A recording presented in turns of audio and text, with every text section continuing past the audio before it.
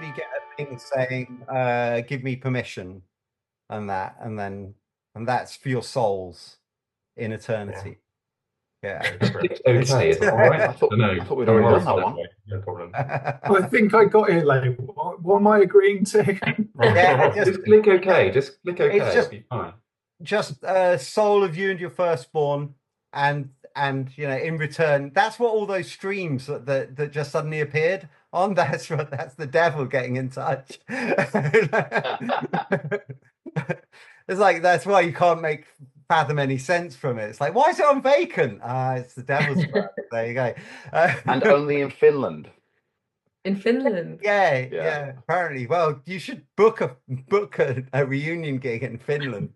Just centering it all around the orchestral performance of that one song. Do you know what I mean? Yeah, God knows how that all happened. That's kind of weird. It's nice that it kind of like it provided a nice reminder, because I did want to do this before, and obviously, well, it turned out to be quite a lot of effort to put together as it was. Anyway, but and we'll see if Pete pops in or not. I guess we'll just start anyway, and yeah, he never changes, does he?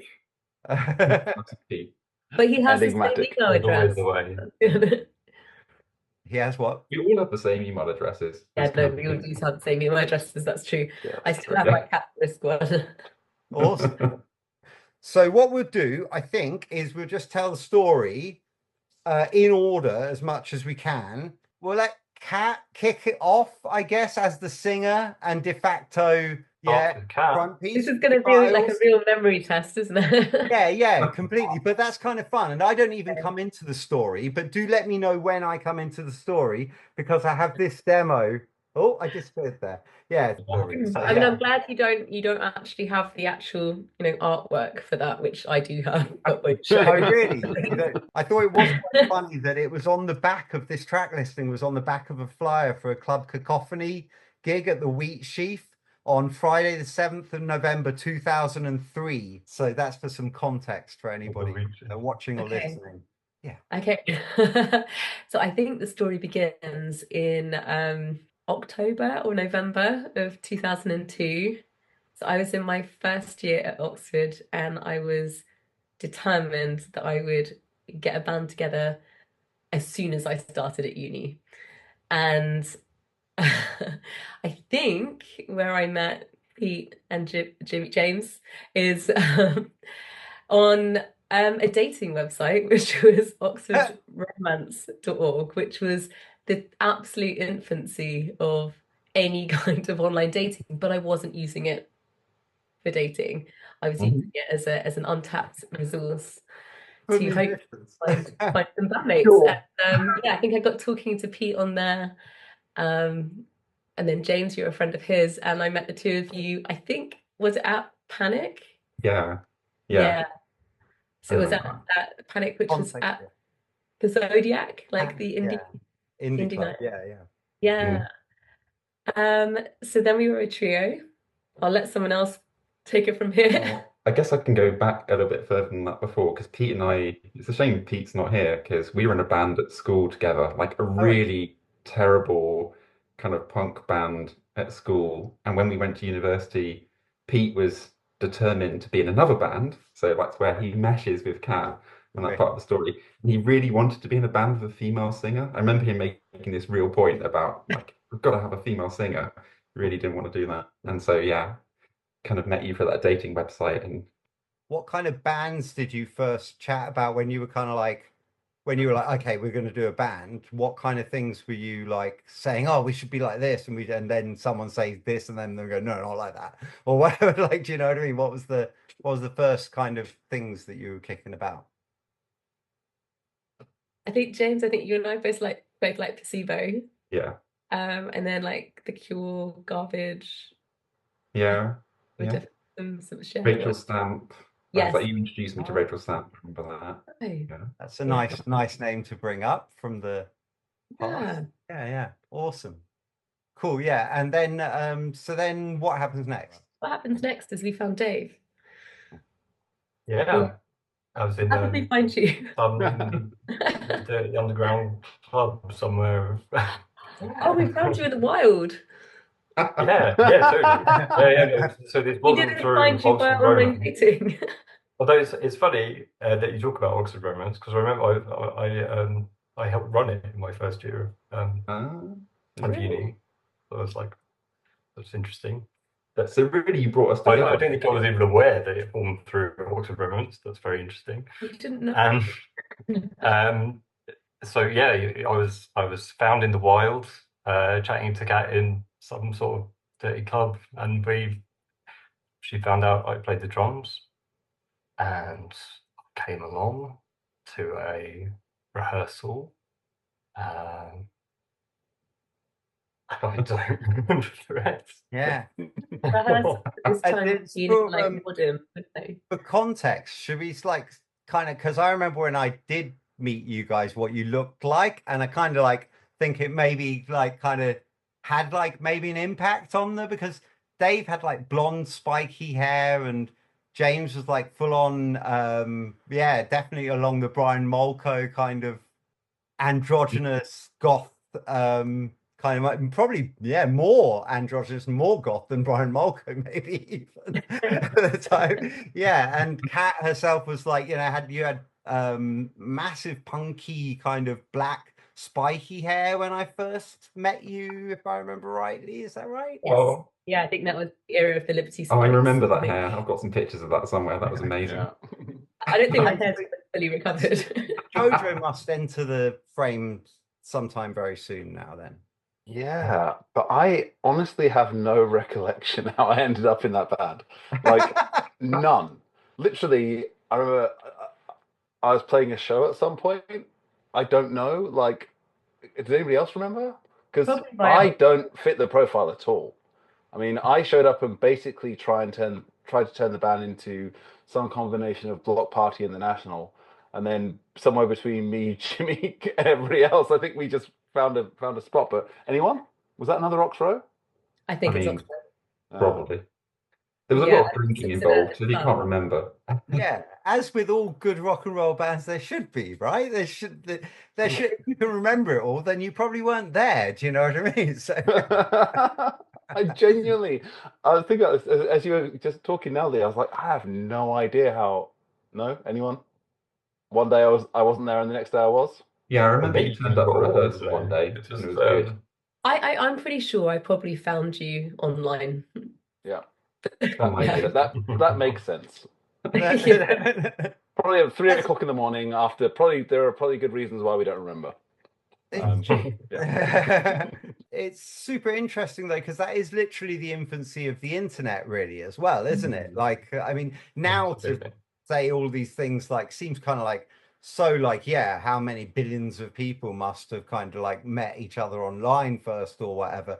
But back then, like, and you were in the same city, do you know what I mean? So it was like it was quite a novel or even interesting at the time, like not like the way most Oxford bands are forming, right? Like most Oxford bands are literally forming out of the breakup of other bands and kind of like just from this like little incestuous scene. But as you guys as uni, and even to look at like Meanwhile back in communist Russia, they're like a student band of, you know, people who drifted to us, but they definitely kind of came to it again just in quite a, you know, they didn't meet each other online or whatever, which is I do remember I would like go when we were looking for a second guitarist.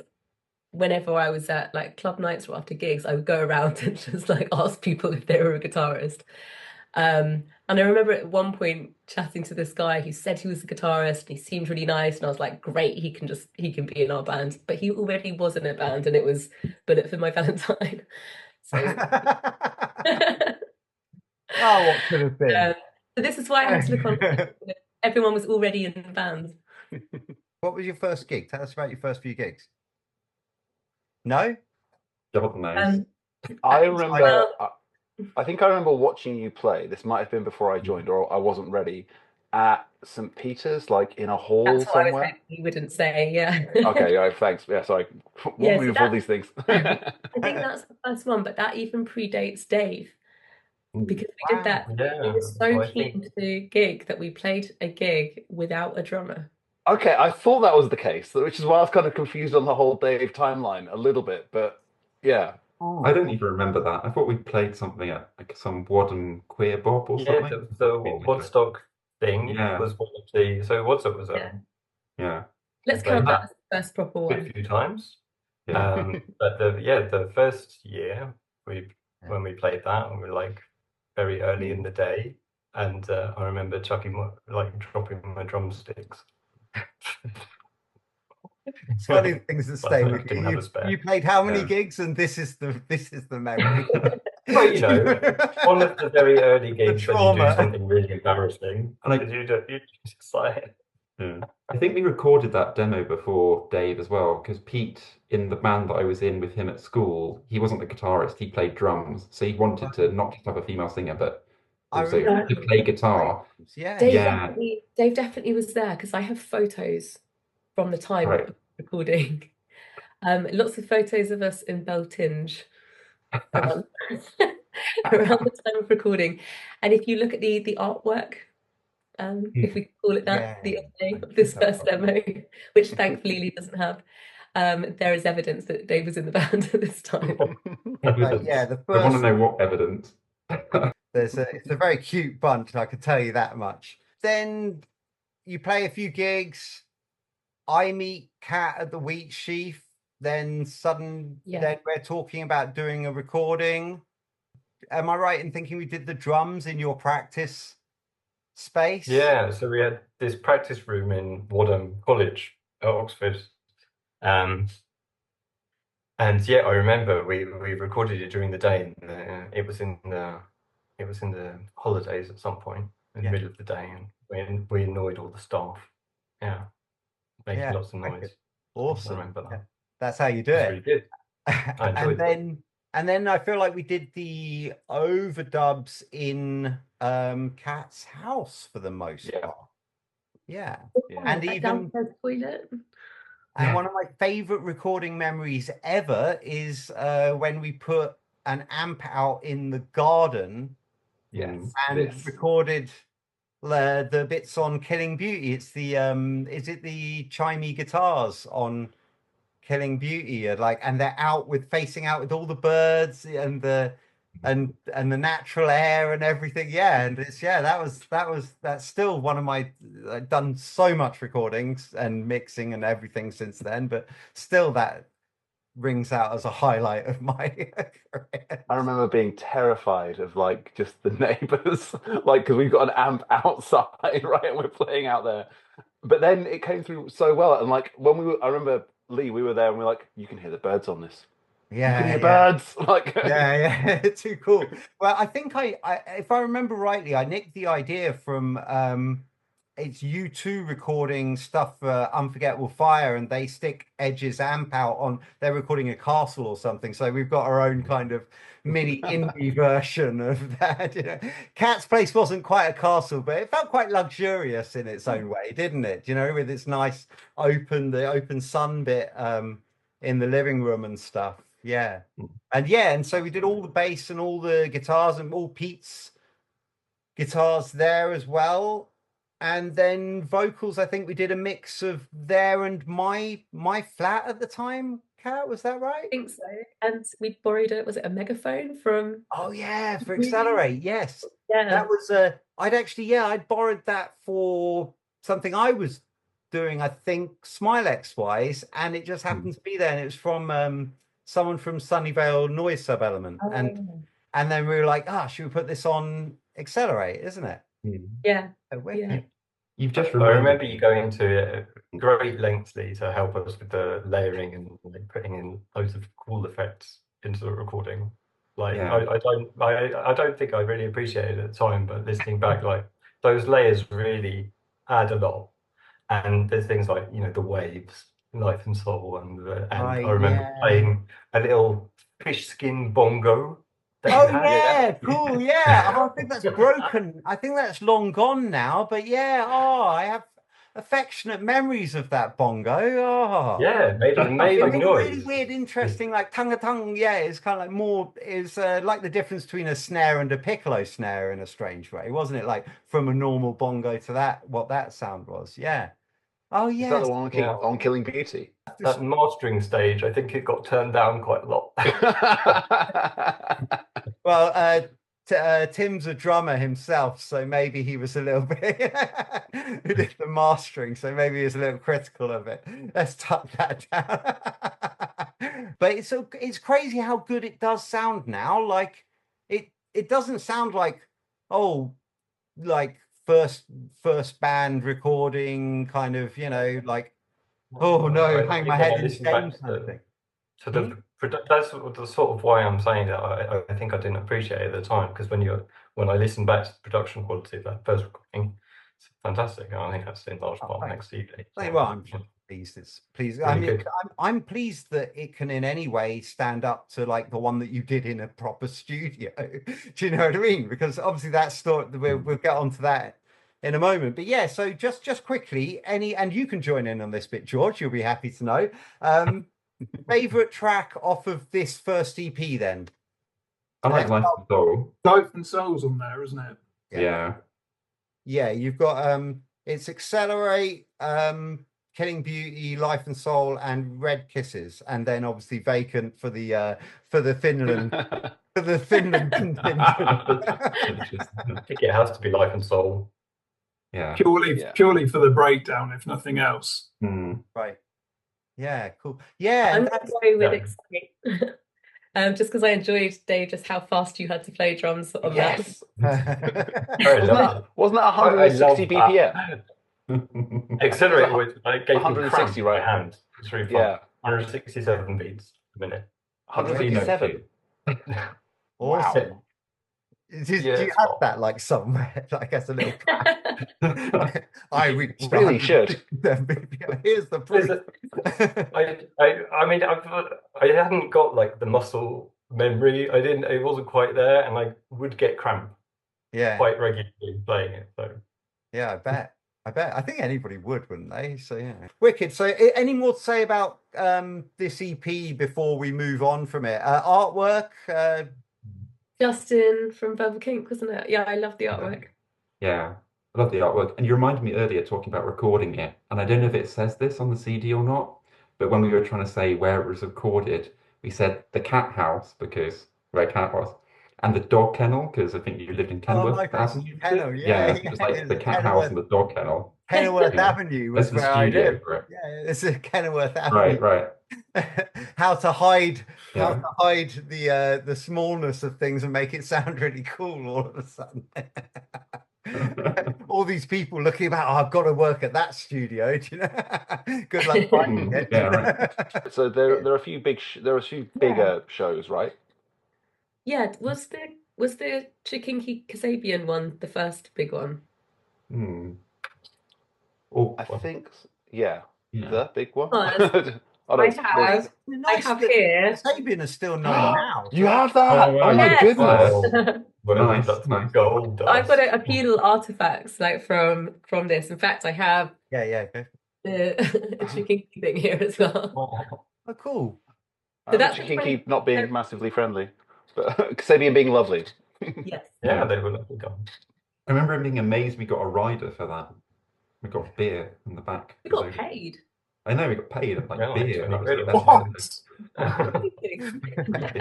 Don't tell. Bands now be watching. Go, what? You get paid and get beer and stuff? Like, wow, those days are great. Yeah. And you didn't. Was that was downstairs? Whilst downstairs was still the small downstairs, right? Yeah, like it's now smaller than upstairs. Yeah. Now downstairs is a long like cattle shed like down there, but that was back when it was they used to have like club that cannot be named, like gig night, and what was his gig night called? Sabotage and things like that. Yeah, the guys from Kasabian who said to me, I think I asked them, "What did you think?" And they were like, "You're not afraid of a tune." So we taught them everything they know. Right, exactly. They were okay. Cool. Any other gig memories from that time? King Adora, or was that a little bit later? That was after that. I was still around, I think, for that one. Cool. That's another cool name from the past. Yes, like Rachel's I Fan. was quite a fan of King Adora, so for me that was really cool because I loved that band. Mm. Yeah. Fit well as well. That's a good match for At Risk, really, as well. Yeah. Yeah. Then we're in studio. Jojo left, right? So Jojo. Yeah, you I've literally left the Yeah. country. Yeah. Yeah.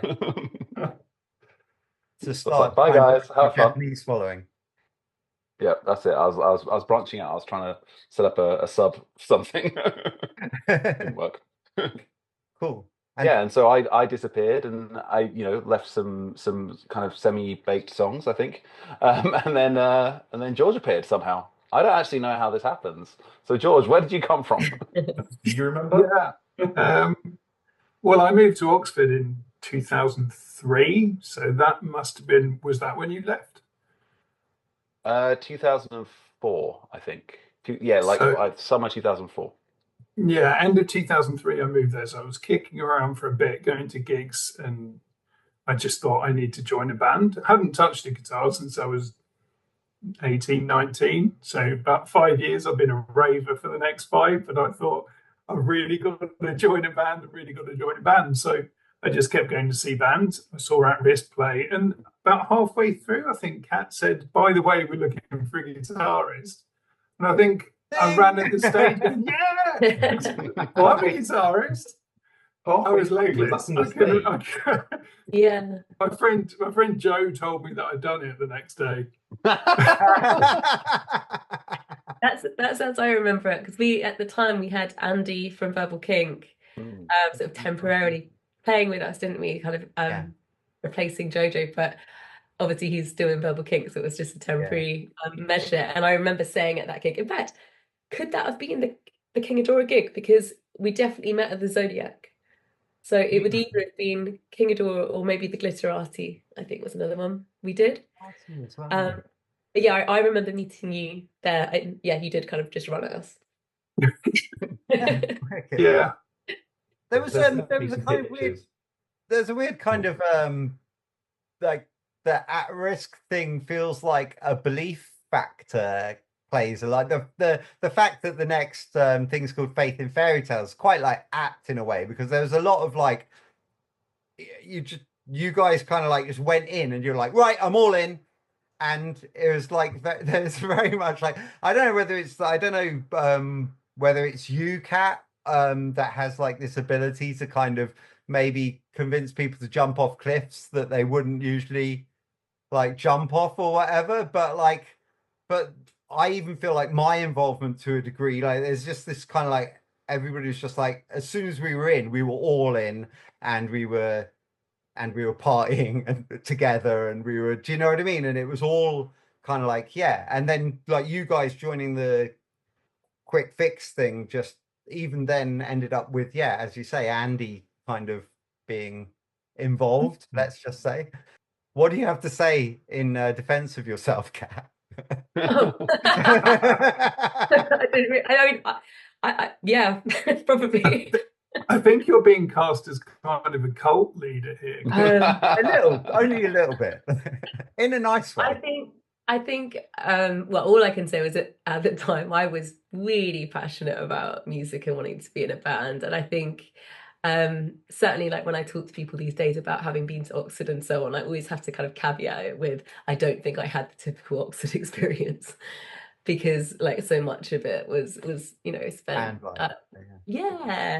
and so much fun. And I think we did kind of really throw ourselves into it, not just in terms of like the writing and the practicing and the gigging, but like the social life side of it. And yeah, I look back on it as being like quite a chaotic but very fun and like exciting period of time.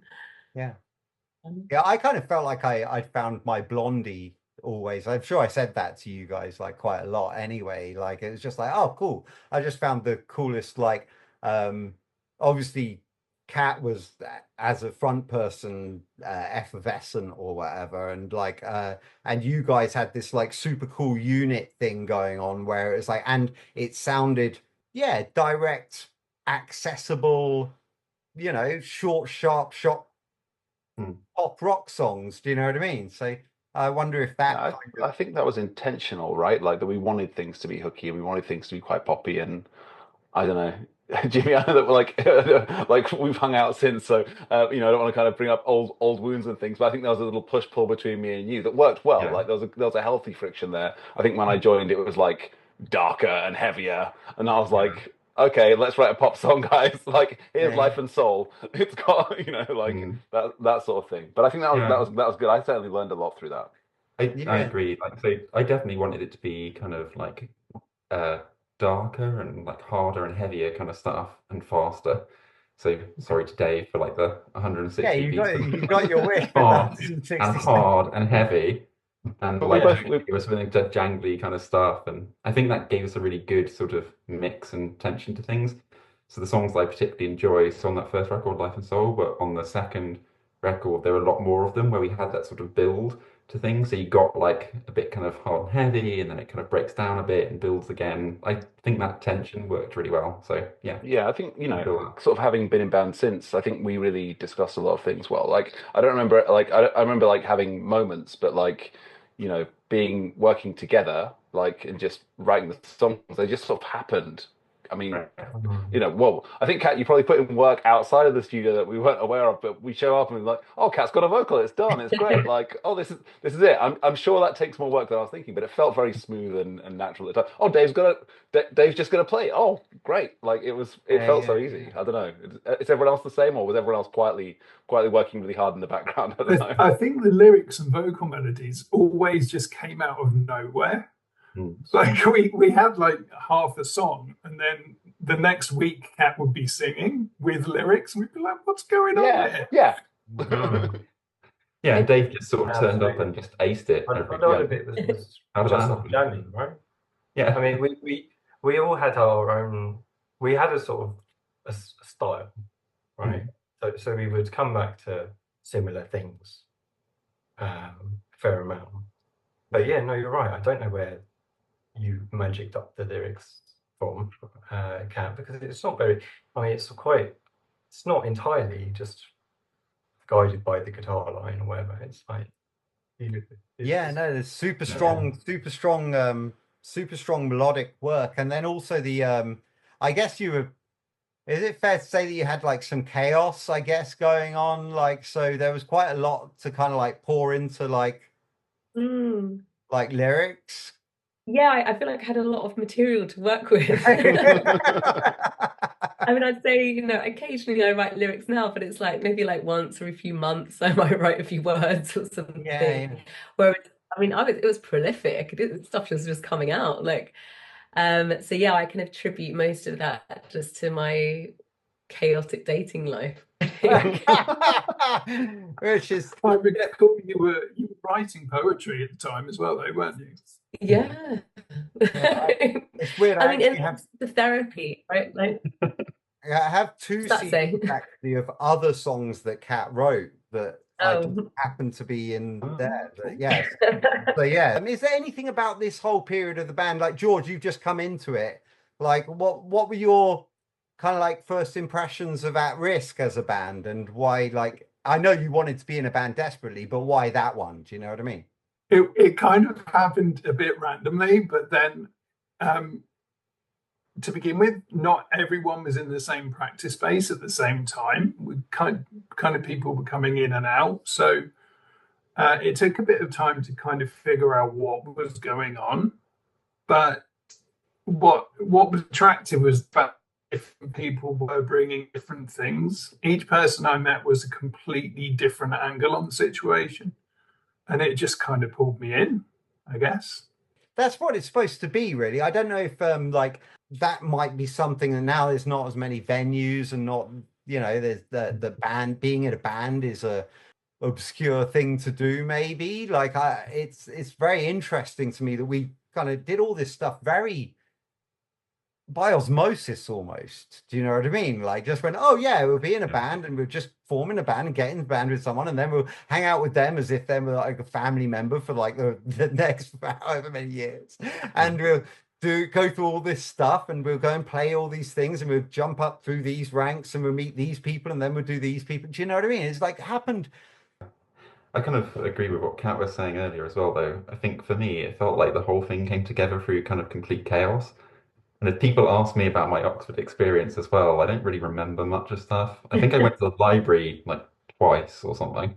I didn't go to a lecture until 3 months before my finals. I never went to Yeah, Oxford no, because me I went neither. in there the other day and someone was saying, "Look at this amazing building." I was like, I'd never literally been to the entrance of it before. I was like, "Wow, that's stunning. I can't believe I hadn't seen that."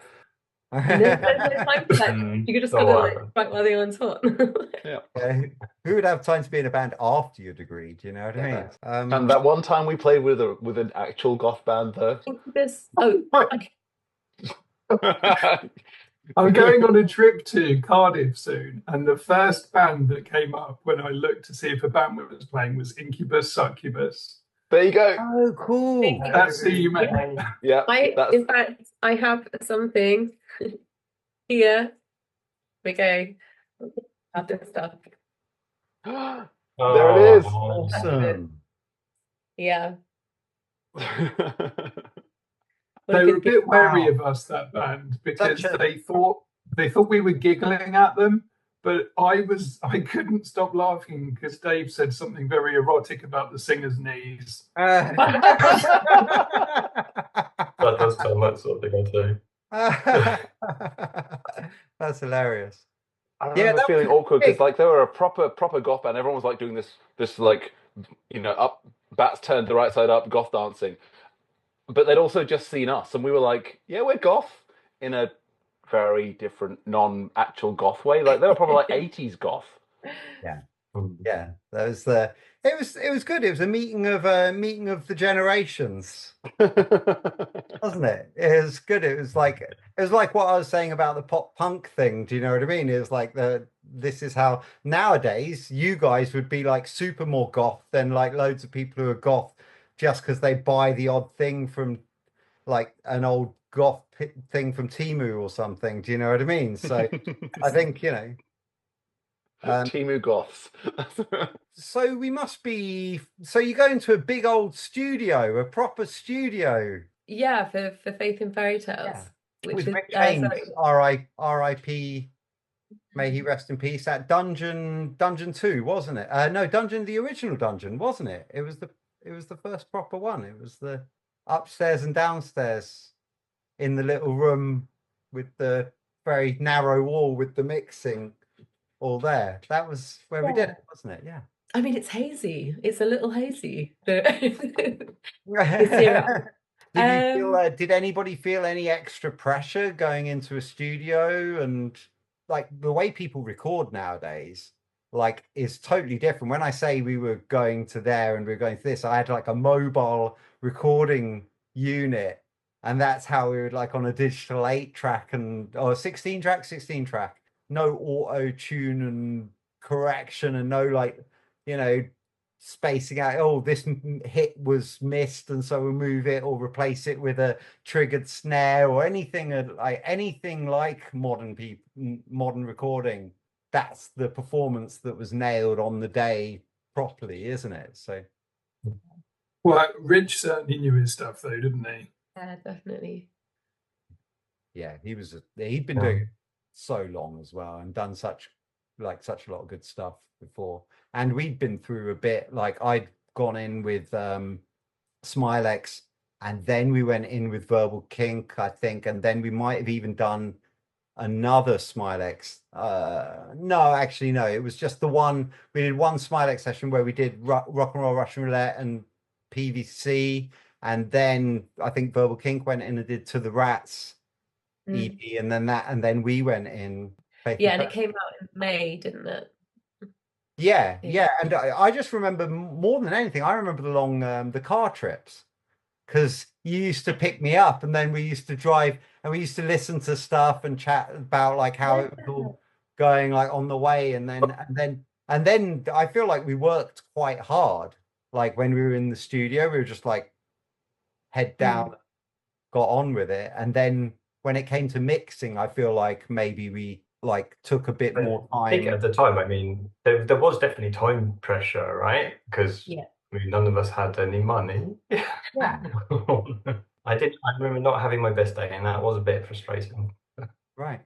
It doesn't really You show. only got a day as well, didn't you, Dave? You got one day. You only got one day as well, I think. Oh yeah. No, it was me first. Yeah. Yeah. Yeah, No pressure. Because we Yeah, track. no pressure. It's like if you're out, everything's out. Did we do like a rhythm guitar and like for you to guide to? Was it? I think yeah, exactly. So we had sort of Pete, I think, was playing in my ear to keep me in On place. track. Yeah. Didn't quite work for that last bar one. Which song was that? Where I missed it. Well, if no one else has noticed it, don't bother mentioning it. And what about you, George? Straight in a band and into the studio? So I think we gigged for a bit first. I remember Andy Verbal King Candy teaching me As Lines Blow, like the first practice I went to. And then I think we played, I don't know, a few gigs, and then it was recorded in the studio within a few months. So it wasn't right away. There was a bit of time to get the songs under my belt. Was that the period where we were gigging the most? Because there was a part around like As Lines Blow, you know, that second recording, when we did actually play quite a lot. Yeah. And I think we were getting like quite, I mean, maybe tight, good's an exaggeration, but like quite tight for some things, right? Because I think that sort of felt more in control because we played a lot more. The funny thing it's also being stage ready, isn't it? I think in a way, because I play way better these days, but I'm petrified to go on the stage. But we were throwing ourselves at them at that time. Yeah. I think as when we started having As Lines Blow as the first song, because it comes in with that drum bit, right? Yeah. I just really enjoyed that. Yeah. It's like, so I'm the one setting everyone off. I think I really, because I think I told you, I sent a text recently saying, As Lines Blow, I call it the fun drum song. So it's like, it was a good way to start a gig for me. Yeah, I feel like that's like, if there's anything that is the one that sums up what the band was at that time, I would say that, even though like obviously it leads with The Easy Way because banger, why wouldn't you? But I feel like As Lines Blow is kind of like that defines kind of that era of the band for me. Like, and it's that, I think between that and Killing Beauty, I would say when I think of At Risk, those are the two songs that I immediately kind of like think of. But the Easy Way is kind of already fixed in there, kind of like almost like that's a hit, and I don't need to consider that one, if you know what I mean, in a strange way. I think you're right. I was involved. Well, I think I might have brought the idea. I don't want to, get too much into that. But I was involved in the writing of those songs. But then the recording was something I visited later, and I was just listening through the other night, just having a listen back, and As Lines Blow comes through so well.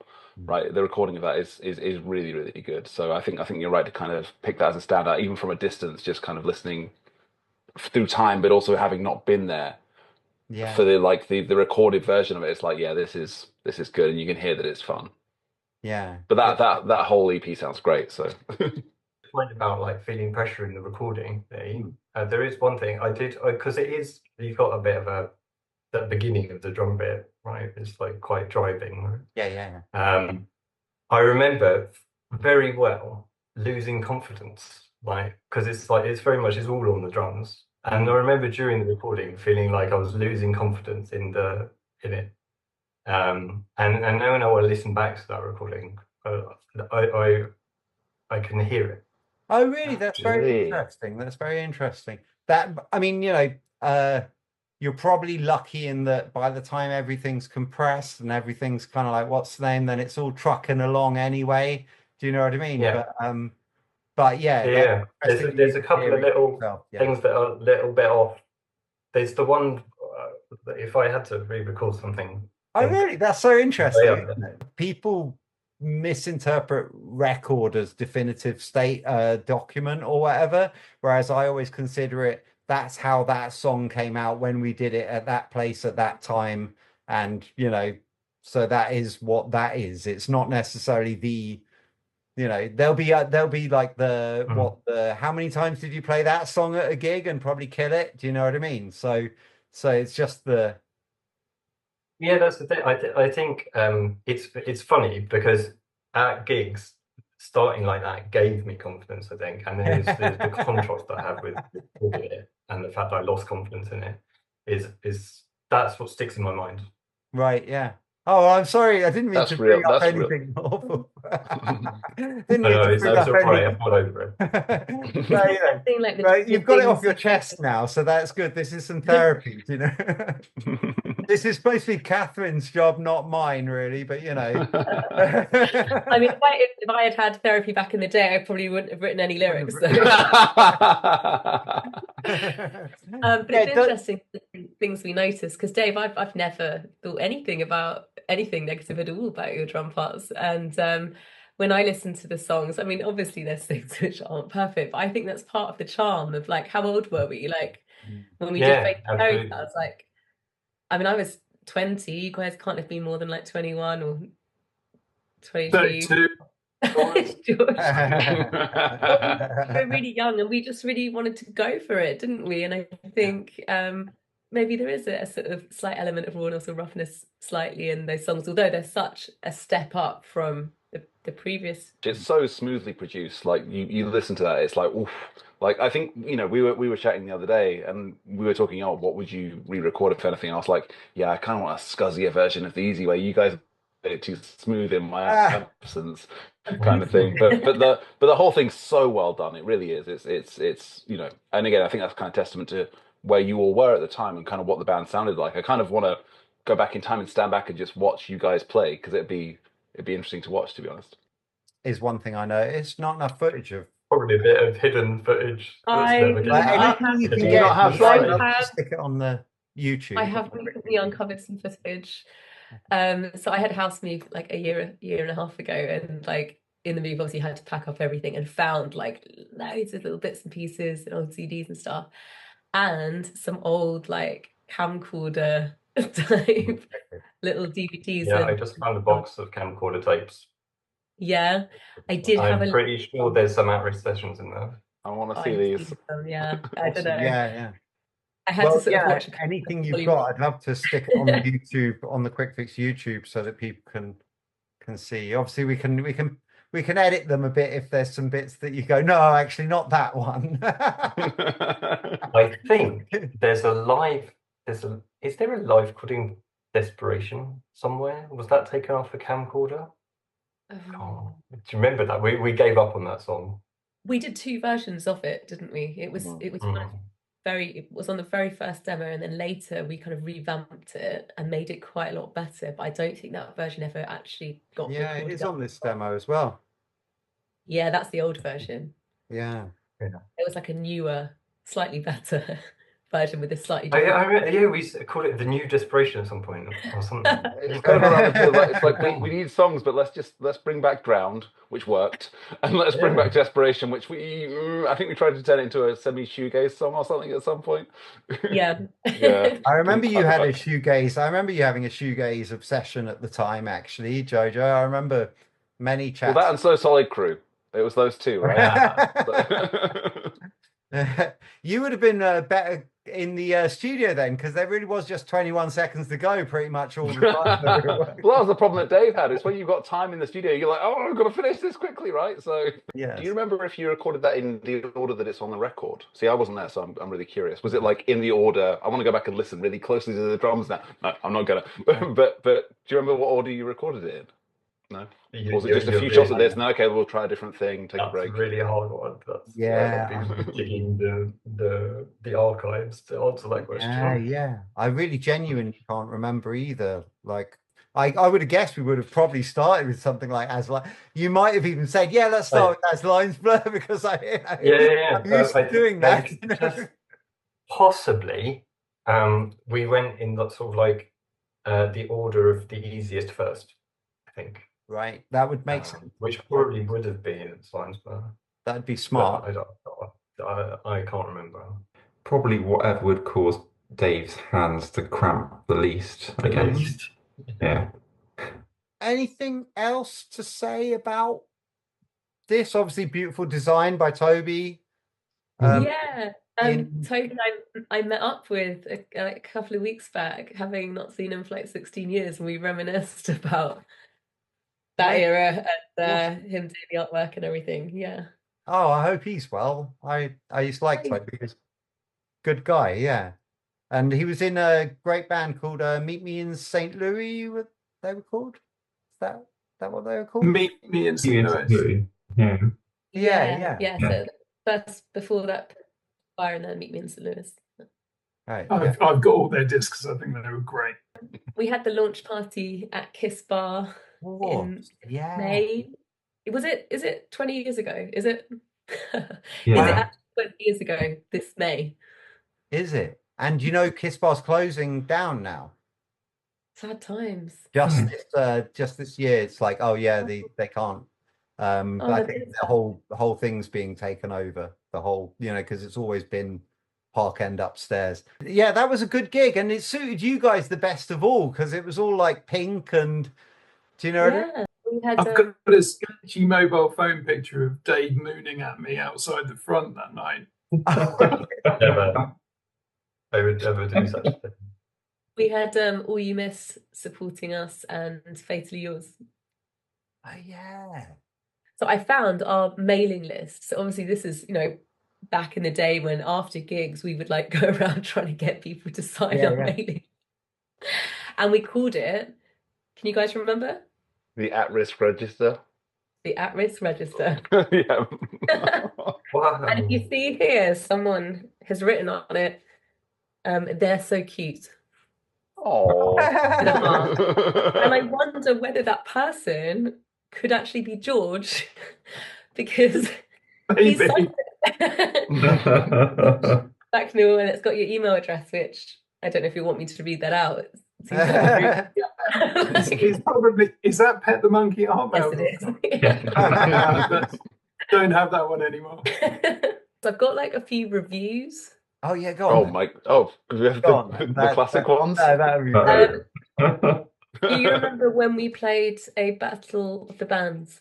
And so we had to provide a bio for the Battle of the Bands, like a little description of us. And ours says, at risk, Austria's most famous Germans, emo goth 5-piece, and that was from the Oxford Student.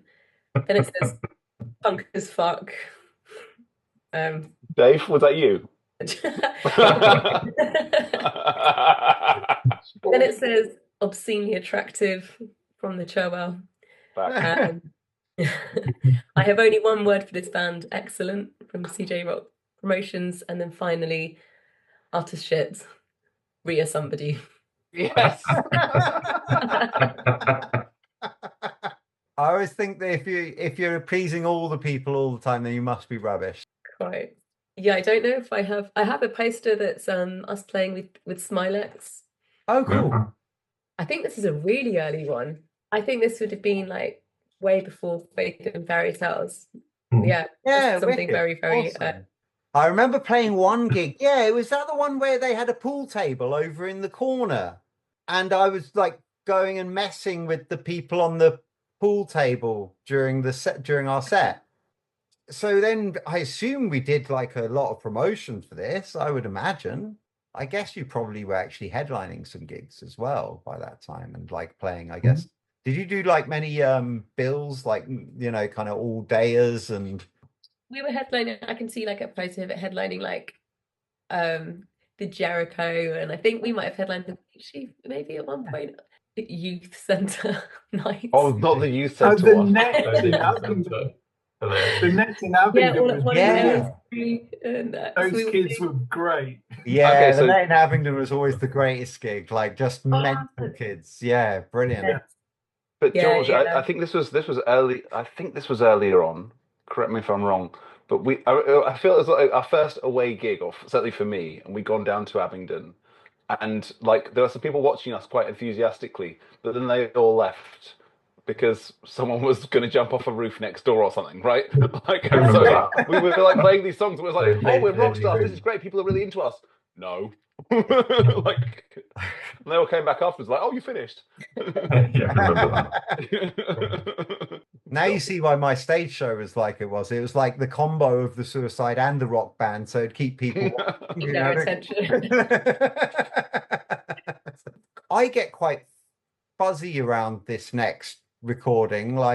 So someone else. Well, this coincides with the return of Joe, doesn't it? I think so. I think so. So I came back and James, you'd left, right? Or you'd moved on to other things, or maybe you were out of Oxford, or careers, whatever were happening. All I knew is that I bought a bass while I was away in Japan. Still have it here, just here, and they were like, "Great, we need a bassist. So you want to come back in? Got any songs? And got any gin?" And well, I had a couple of those things. So no songs, but so tons of gin. Yeah. Unfortunately, no, it was the other way around. But alas, although I'm doing okay tonight. But no, but yeah. So I think that's kind of when I was reaccepted. They let me back for some reason or another. Maybe under duress, they couldn't get rid of me. And then we had some songs. I think there were a couple that James had worked on as well. And then we played some more shows, and we did record in the end, but never to see the light of day. Well, just yet. That might be spoilers. So tell us a little bit about that whole kind of getting those songs together and going into the studio. What you can remember anyway. We did 4 songs, didn't we? It's Sin Before Sunrise, So You, My Darling, My Angel, and Miles to Go Before I Sleep.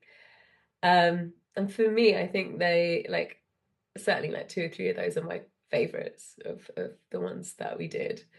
Yeah, we were playing shows and we were kind of trying some things. I think we tried some things that were a bit more, I'd say, mature in terms of kind of songwriting and kind of complexity and some off rhythms. I think George and Pete brought that as well. And it was definitely a different style. It was almost like we'd got old and wise. I think we'd lost James and we'd lost that edge. Basically, in a way. No more dark pop. No, it's like trying to. Yeah, well, Cat still brought that, and I think everybody else did as well. But it was definitely. In some respects, it is that. It's almost like you take the punk out of it, and that's what's left. There's definitely things that feel very at risk about everything across. When you look across the 3 sets of recordings, there's definitely a through line, but it's always going to be a bit more punky at its roots, and then be a bit more hopefully, as you say, mature, for want of a better description. Do you know what I mean? When it as everybody grows into doing what that band does, which isn't necessarily what you think you're going to do at the beginning of it either. I think it's like most things. It's a combination of people, right? You sort of get different people in a room, and you get a lot more reverb pedals, a lot more reverb pedals, and that's kind of the result, I think. Is there anything anybody wanted to say about the band? Anything kind of that we've missed out? Anything that you feel like, oh no, but we didn't mention this, or anything like that? Any specific amazing memories? Or I have a tattoo of the Faith and Fairy Tales. So yeah, I mean, for me, that has definitely a really kind of special place in my heart. And I actually got the tattoo not at the time we recorded that, but after we kind of stopped being a band. Just to kind of remember that time of Faith and Fairy Tales, which I guess was kind of the highlight in a sense. So for me, it was just such a kind of a fun and special period of time that I'm so glad to have had, even if I don't remember quite a bit of them. It's shocking how much we don't remember. We all get on here no, I don't remember anything. I really like pretty much everything off that record, but I really like Frostbite, and I like the rundown as well. I like this one to kind of really build, and then you sort of end up sort of soaring with the vocals, and we kind of have a really great sort of breakdown kind of piece in it. I really like any of those kind of songs. I think both of those really do that. Yeah, I think the rundown is fantastic. Okay, right. Yeah. And a sort of happy memory as well. I remember going down to visit, I can't remember, Dave, I think you were there, maybe Jodo, you weren't, but we went down to near Canterbury with your family at some point, and we just had a completely wild, I can't remember anything about the weekend at all, but I remember it being amazing. And so just like the feeling of that sticks with you, yes, rather than what actually happened. If you can remember what happened, I mean, I don't You think weren't anyone there. can enough. find. And I remember like my dad, like, you know, because he'd come like film us at quite a lot of the gigs, and he described us once as just being like a pile of puppies. Just I mean, make that what you will. Like that. Maybe out of all the Oxford bands, but definitely out of all the Quickfix bands, you're definitely band most likely to be when you find them, they're already in a huddle, you know? So, yeah, like literally arms over each other kind of thing. So yeah, I think Verbal Kink in a strange way even kind of, I think they kind of got a bit more of that from you because they didn't necessarily have it in their first kind of wave so much, and then they kind of changed lineup, and then with the new lineup they became very much like, oh yeah, we're always like, yeah, that's what being a band's about, isn't it, kind of thing. So Yeah, I mean, this is like huddle type thing, isn't it? yes, exactly. Yeah. We will get the other one going. Keep it towards the later end of the year because you guys are goths, so the closer we can get to Halloween, you know. But this is Reverb Goth, so Yeah, Reverb Goth. Yeah. So yeah, but it's been really nice doing this, and thanks for all taking the time out. And so how many of you are actually playing then, and what are you doing in terms of playing? Because that's also a thing. You're still playing, Jojo, right? Post-rock band. Yeah, I'm going to do my first modular synth live show in Taipei at the end of the month. Huh? So Wow. fingers in too many pies. What an exotic life. I'm doing my first modular synth show in Taipei. Do you know? It's on brand. Come on, Lee. You met me. I was trying to turn my guitar into a synth for years. Spinal tapping the hell out of this interview at the last minute, aren't you? Yeah. Sorry. I George? haven't touched a kit in 15 years. Really? Oh. Well, you know, All I have. maybe you should sometimes organize, I don't know, to get together and have a little jam or something. It might be fun. And yeah, and I'll speak to you and see you around. Wicked. So good to see you all, seriously. Lovely Thank trip you. down Thank memory you. lane, Very yeah. Likewise, great Yeah. to see you all. Yeah. Don't be strangers. Don't be strangers. Yeah. Do it again. Wicked. Cool. Take care. Yeah. Bye. Bye.